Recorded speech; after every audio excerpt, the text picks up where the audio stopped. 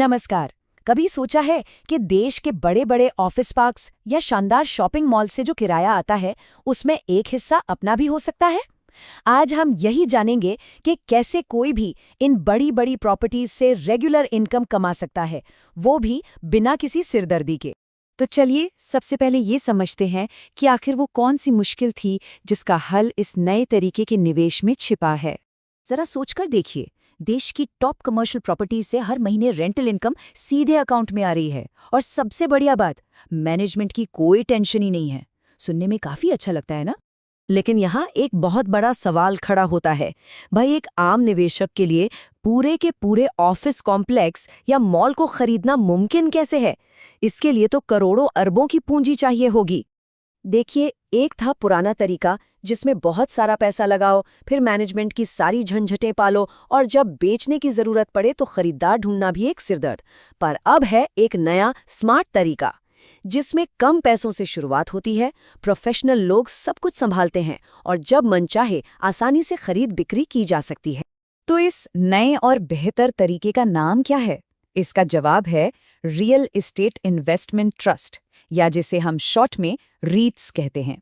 आसान शब्दों में समझें तो रीट एक ऐसी कंपनी है जो ऑफिस, मॉल, वेयरहाउस जैसी किराया देने वाली बहुत सारी प्रॉपर्टीज खरीदकर उनका एक पोर्टफोलियो बना लेती है। फिर ये कंपनी अपनी हिस्सेदारी को छोटे छोटे यूनिट्स में बांट देती है, जिन्हें स्टॉक मार्केट पर खरीदा और बेचा जा सकता है। ये जो लाइन स्क्रीन पर है ना, ये समझिए इस पूरे कॉन्सेप्ट की चाबी है। बस इसे रियल एस्टेट का म्यूचुअल फंड समझ लीजिए। जैसे एक म्यूचुअल फंड अलग अलग कंपनियों के शेयर खरीदता है, ठीक वैसे ही एक रीट अलग अलग बड़ी बड़ी प्रॉपर्टीज खरीदता है और हमें उन सब में एक साथ हिस्सेदारी का मौका देता है। ठीक है, कॉन्सेप्ट तो समझ आ गया। तो चलिए अब थोड़ा और गहराई में चलते हैं और देखते हैं कि ये ट्रस्ट असल में काम कैसे करते हैं और इन पे कौन से नियम कानून लागू होते हैं। किसी भी रीट में समझिए 4 मेन खिलाड़ी होते हैं। एक होता है स्पॉन्सर, जो इसे शुरू करता है। दूसरा ट्रस्टी, जो हम जैसे निवेशकों के हितों की रक्षा करता है। तीसरा मैनेजर, जो प्रॉपर्टीज को चलाने का सारा काम देखता है। और चौथे होते हैं यूनिट होल्डर्स, यानी हम और आप जैसे निवेशक। ये डायग्राम देखने में शायद थोड़ा कॉम्प्लिकेटेड लगे, पर इसका फंडा बहुत सिंपल है। देखिए, सबसे नीचे है असली प्रॉपर्टीज, जहां से किराया आता है। ये पैसा एसपीवी नाम की कंपनियों से होता हुआ रीच तक पहुंचता है। ये एसपीवीज कुछ नहीं, बस हर प्रॉपर्टी को अलग से मैनेज करने के लिए बनाई गई कंपनियां होती हैं। और फिर रीट इस मुनाफे को हम जैसे यूनिट होल्डर्स में बांट देता है। तो ये एक पूरा ऑर्गेनाइज्ड सिस्टम है। तो निवेशक तक पैसा पहुंचता है 3 तरीकों से। एक तो डिविडेंड के तौर पर, जो किराए की कमाई से आता है। दूसरा ब्याज के रूप में, अगर रीट ने अपनी होल्डिंग कंपनी को लोन दिया है। और कभी-कभी कैपिटल वापस करके भी रिटर्न दिया जाता है। और सबसे ज़रूरी बात, ये सब कुछ हवा में नहीं होता। ये पूरी की पूरी बनावट सेबी के सख्त नियमों के तहत काम करती है, जिससे निवेशकों को एक सुरक्षा कवच मिलता है।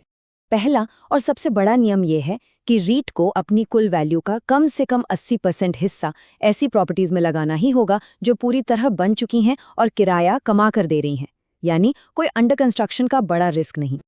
और दूसरा ज़रूरी नियम जो इसे खास बनाता है वो ये है कि रीट को अपनी बांटने लायक इनकम का कम से कम 90% हिस्सा यूनिट होल्डर्स को देना ही पड़ता है। ये अनिवार्य है। और यही वजह है कि रीट्स रेगुलर इनकम के लिए इतने पॉपुलर हैं। तो अब जब हम ये समझ चुके हैं कि रीट क्या है और ये काम कैसे करता है, तो चलिए अब इसके दोनों पहलुओं पर नज़र डालते हैं, यानी इसके फायदे क्या हैं और इसमें रिस्क क्या क्या है। फायदे तो देखिए कई हैं और काफ़ी मजबूत है। सबसे बड़ा फायदा है रेगुलर इनकम। साथ ही इसे स्टॉक्स की तरह जब चाहें खरीद और बेच सकते हैं। ये पोर्टफोलियो में एक अलग तरह की डाइवर्सिटी लाता है। इसे प्रोफेशनल लोग मैनेज करते हैं और आप बहुत कम पैसों से भी शुरुआत कर सकते हैं। इतना ही नहीं, ये महंगाई के खिलाफ एक अच्छी ढाल भी बन सकता है। लेकिन जैसा हर निवेश में होता है, सिक्के का दूसरा पहलू भी है। कुछ रिस्क्स हैं जिन्हें जानना जरूरी है। इनकी यूनिट्स की कीमतें स्टॉक मार्केट के साथ ऊपर नीचे होती हैं। देश में ब्याज दरें बढ़ने या घटने का इन पर सीधा असर पड़ता है।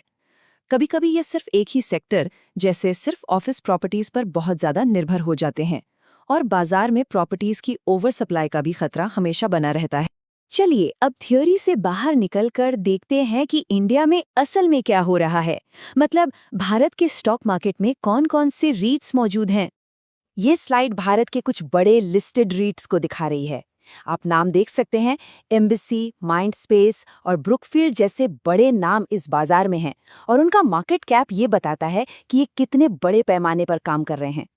अब आते हैं सबसे काम के सवाल पे कि भाई कमाई कितनी होगी। ये चार्ट दिखाता है डिस्ट्रीब्यूशन यील्ड, जिसका सीधा सा मतलब है लगाए हुए पैसे पे सालाना कितनी कमाई हो रही है। जैसा कि हम देख सकते हैं, ब्रुकफील्ड इंडिया रीट लगभग 6.2% की यील्ड दे रहा है, जो कि काफी आकर्षक है।